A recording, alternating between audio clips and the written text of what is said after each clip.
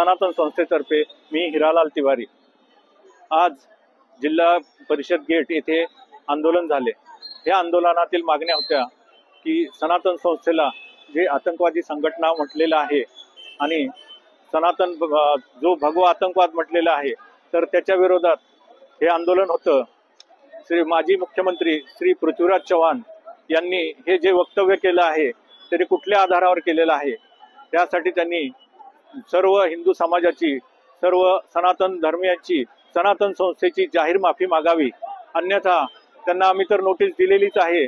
त्या नोटीसचे उत्तर त्यांनी जाहीर माफीमध्ये करावं, अन्यथा त्यांच्यावर 10 कोटी रुपयाचा मानहानीचा खटला आम्ही दाखल करणार आहोत। तर त्यांना विनंती आहे की लवकरात लवकर त्यांनी जाहीर माफी मागावी, मीडिया समोर येऊन जाहीर माफी मागावी। नमस्कार। लोकदर्शन मराठी चॅनलला सबस्क्राइब करा, बेल बटनला क्लिक करा व लाईक करायला विसरू नका।